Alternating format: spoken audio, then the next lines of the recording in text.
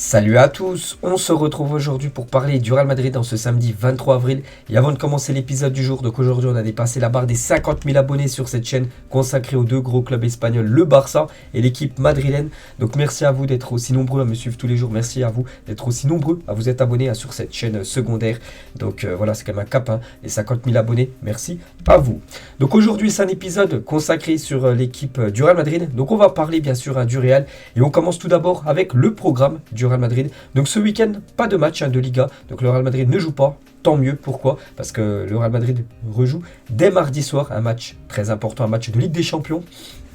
Du côté de Manchester City, énorme choc bien sûr, à demi-finale aller de Ligue des Champions. Donc tant mieux qu'il n'y a pas de match ce week-end comme ça. Pas de risque de blessure, pas de joueurs fatigués pour affronter cette équipe de Manchester City. On peut voir avant le match retour, il y aura la réception de l'Espagnol Barcelone bien sûr, prévu le 30 avril prochain. Coup d'envoi à 16h15 et on peut voir le dernier entraînement du jour, donc en gros l'entraînement aujourd'hui pour préparer ce match contre Manchester City. Donc Bale et Marcelo effectuent une partie de la séance avec le groupe. Mendy s'est exercé sur le terrain de manière individuelle. Casemiro, Alaba, Mariano, Jovic et Hazard sont restés dans le gymnase. Donc voilà toutes les photos de l'entraînement du jour. On peut voir qu'il n'a pas fait super beau aujourd'hui on va dire du côté de Madrid, l'équipe est de retour à l'entraînement après cette belle victoire obtenue il y a quelques jours contre l'équipe de Osasuna, bien sûr une victoire 3. On peut voir Valero, on peut voir aussi Camavinga sur cette image, on peut voir aussi Isco qui a fêté il y a quelques jours, c'est 30 ans le milieu, espagnol. Marcelo aussi, Marcelo ganté les gars, ça qui fait, il fait pas super bon, je dis du côté de l'Espagne actuellement. Donc voilà les gants,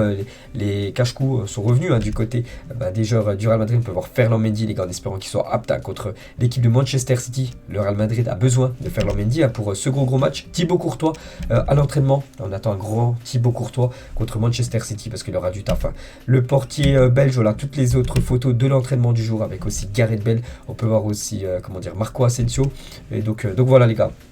Concernant ce match contre Manchester City, et on va juste parler de ce Real Madrid espagnol. Donc vu que c'est au milieu de deux matchs, City match aller et City match retour, donc le journal Marca annonce déjà en gros la compo probable pour ce match, alors que le match est prévu la semaine prochaine, donc samedi prochain, on est le 23, le match est prévu le 30 avril, donc semaine prochaine, samedi prochain à 16h15, et du coup regardez cette compo. Donc en gros ça pourrait être une compo quasiment avec tous les joueurs bis, en gros les joueurs qui n'auront pas joué quelques jours avant contre l'équipe de Manchester City. Le mardi il y a City, ensuite le samedi il y a l'Espagnol, et en gros on peut voir que ça pourrait être Luna au but à la place de Thibaut Courtois, Marcelo, Carvajal, Valero, Lucas en défense, donc une défense totalement inédite, Isco, Ceballos, Camavinga en milieu de terrain, vu que certainement Toni Kroos, Modric et Casemiro, voilà le milieu de terrain commencera certainement titulaire. Donc les trois autres remplaçants, eux, devraient être titulaires contre l'Espagnol et devant Bale, Mariano et Asensio, les gars, pour ce match contre l'Espagnol Barcelone. Donc en gros, c'est l'équipe B qui devrait jouer ce match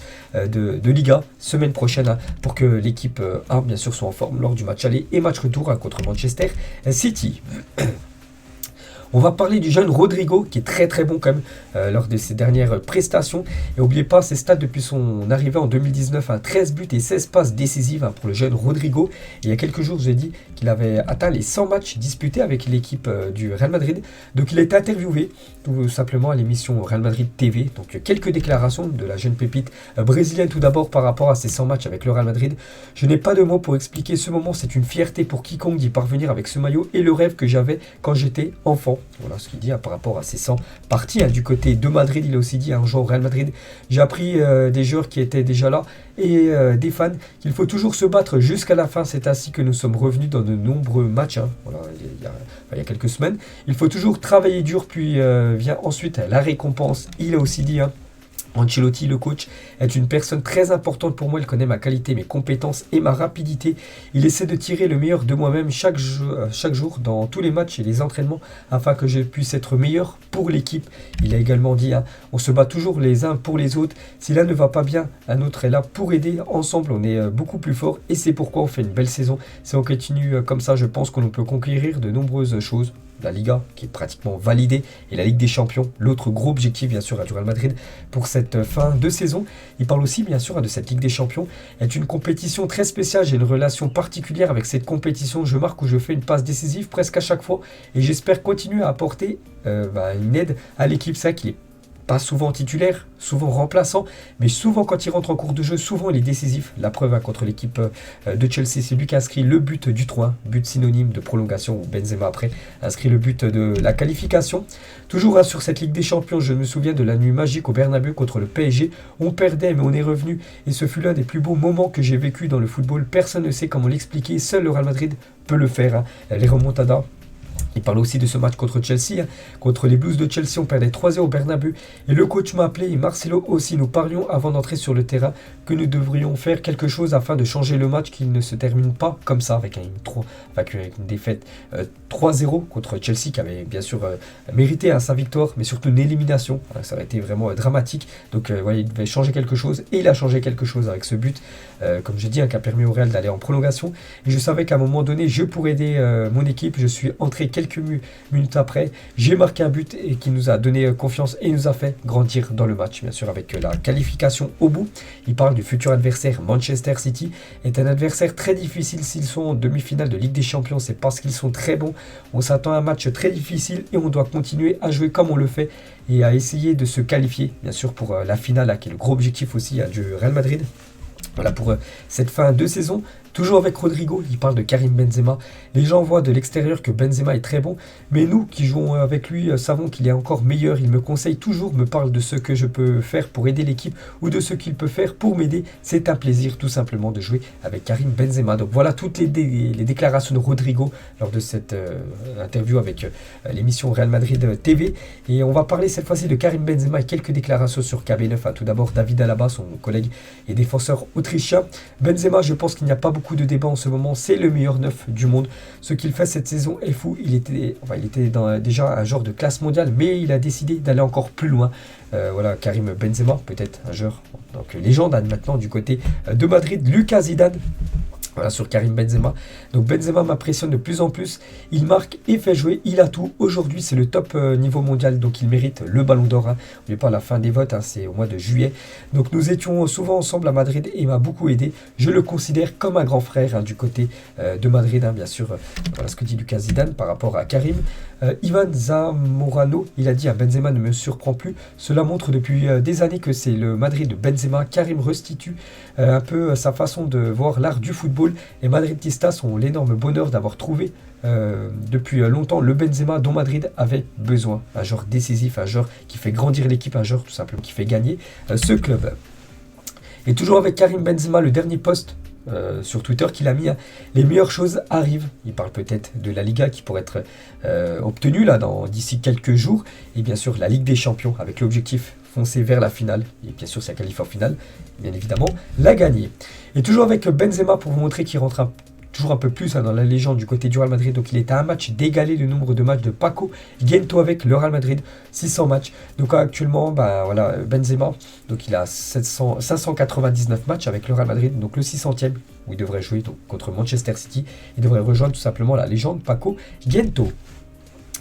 On va parler de Kylian Mbappé, l'opération Mbappé en une du journal L'Équipe, parce que vous savez que l'entourage proche de Mbappé se trouve actuellement à Doha, donc au Qatar, donc pour prendre connaissance des dernières propositions du PSG et qui croit toujours une prolongation de contrat pour Kylian Mbappé, alors que du côté du Real Madrid, bien sûr, le club veut absolument acquérir Kylian Mbappé pour le prochain mercato. Et la situation actuellement, d'après Marca, donc Mbappé pour l'instant n'a pris aucune décision concernant son avenir. Le Français va avoir la totalité de ses droits à l'image, ce qui va à l'encontre de ce qu'autorise habituellement le Real Madrid. Habituellement, le Real Madrid accepte de céder 50% des droits à l'image. De rares exceptions au sein du vestiaire disposent d'un pourcentage plus élevé.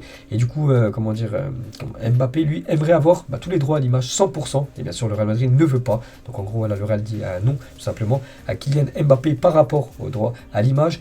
Et s'il signe au Real Madrid, Mbappé pourrait recevoir tout simplement une prime historique de 80 millions d'euros de prime à la signature. Donc voilà les dernières infos concernant bien sûr Kylian Mbappé. Et Mbappé, s'il vient du côté de Madrid, il ne viendra pas tout seul d'après la une journal AS. Le Real Madrid veut construire une super équipe autour du Français avec Rudiger et Tchouaméni dont l'arrivée est presque conclue. Donc Militao, Vini et Modric seront prolongés au mois de juin. Donc que des bonnes nouvelles actuellement du côté de Madrid.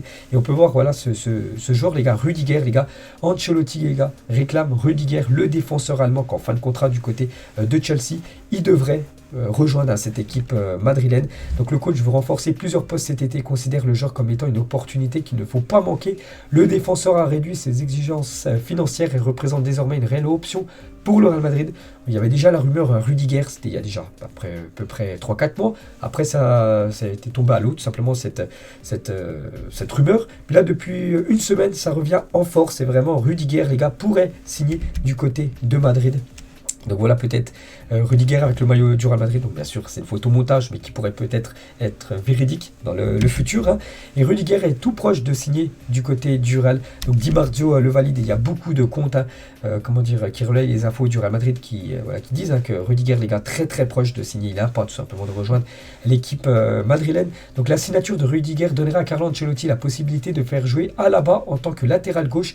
Les postes d'Isco et de Bell qui partiront cet été tout comme Marcelo seront occupés par des joueurs de la Castilla. Donc voilà en gros, s'il arrive, ce serait pour jouer dans l'axe. Et du coup, Alaba pourrait glisser sur la gauche et du coup remplacer Marcelo, donc il sera en concurrence maintenant avec Ferland Mendy. Et Karim Benzema récemment a quand même suivi Rudiger sur Instagram. Donc est-ce que ça c'est un signe ou non? Peut-être, bien sûr. Et même Fabrizio Romano, les gars, confirme que Rudiger, ça peut se faire. Hein. Donc quelqu'un, il a dit Rudiger avec deux cœurs blancs, donc en gros par rapport au Real Madrid. Et Fabrizio Romano, il a dit work in progress. Donc en gros, voilà, le dossier avance, hein, tout simplement du côté de Madrid. Donc si Fabrizio Romano dit ça, les gars, c'est qu'il y a de grandes chances que Rudiger vienne du côté du Real Madrid. Lui aussi, les gars, il est pisté par le Real Madrid. C'est un joueur aussi de Chelsea, c'est le défenseur droit. Reste James et le Real Madrid pourrait faire une offre de 70 millions d'euros. Donc lui, il est, contrairement à Rudiger, qu'en fin de contrat, lui, il est toujours sous contrat. Donc bien sûr, il faut payer pour l'obtenir. Et le Real pourrait faire une offre de 70 millions d'euros pour s'offrir le défenseur droit anglais. Désolé parce que vous savez que j'ai la gorge un petit peu prise, hein, vous pouvez l'entendre bien sûr, hein, donc je suis malade, mais bon, ça m'empêche pas bien sûr de faire la vidéo, donc c'est pour ça que c'est un peu des fois compliqué que ça sorte. Hein. Bref, on continue les gars avec le Mercato et le Real Madrid ainsi que le PSG étudie sérieusement la situation de Riyad Mahrez, le joueur algérien, pisté par le PSG, pisté aussi par l'équipe du Real Madrid. On va parler de Luka Modric, 2023, hashtag 2023, la prolongation de ce contrat, c'est imminent.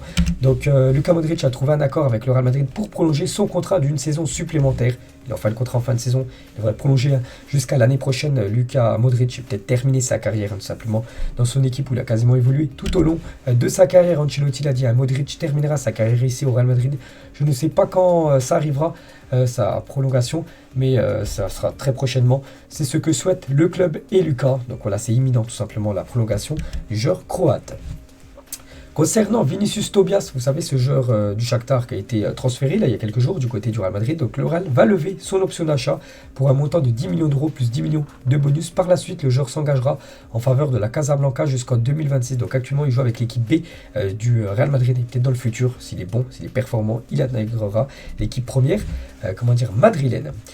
On va parler de Carlo Ancelotti. On peut voir qu'actuellement, c'est le coach avec le meilleur pourcentage de victoires dans les 5 grands championnats européens, avec exactement 74,25% de victoires pour Carlo Ancelotti. Hein. C'est simple, quasiment sur 4 matchs joués du Real Madrid, 3 victoires en gros. En Liga, il fait mieux que Guardiola, Allegri ou même Pochettino, le coach parisien. Et Ancelotti, vous savez, il pourrait devenir cette saison le premier entraîneur de l'histoire à remporter les 5 grands championnats et 4 Ligues des Champions. Incroyable bien sûr, le palmarès de Carlo Ancelotti. On va parler du maire de Madrid et fans de l'Atlético. Donc José Luis Martinez, il a dit le Real Madrid va gagner la Liga. Ça ne fait aucun doute et on les recevra à Cibeles. Donc c'est la place en plein milieu de Madrid, bien sûr. Quand le Real Madrid va fêter, on va dire, son sacre. Donc ils iront là, dans cette place, avec tous les honneurs, bien sûr. Hein. Donc mais si le titre pourrait être conquis dans un autre stade que le Wanda Metropolitano, ça serait mieux. Parce que lui, donc je vous ai dit, c'est le maire de Madrid, mais un grand fan de l'Atlético. Donc il aimerait bien sûr il sait que le Real Madrid va obtenir ce trophée. Mais il aimerait que ça soit pas du côté du Wanda Metropolitano, que normalement ça devrait être dans ce stade de l'Atlético Madrid. Et on finit les gars cet épisode aujourd'hui avec une déclaration de Fernando Torres. Quand j'étais petit, il y avait 24 élèves dans ma classe, 23 supportaient le Real Madrid, mais moi je supportais l'Atlético. On peut voir qu'il y avait il y a beaucoup de supporters quand même du Real Madrid, mais lui bien sûr fidèle à l'équipe de l'Atlético, donc l'autre grand club du côté de Madrid. Donc voilà les gars, la fin de cet épisode, j'espère que ça vous a plu. On se retrouve demain, on parlera cette fois-ci du FC Barcelone. Ciao à tous.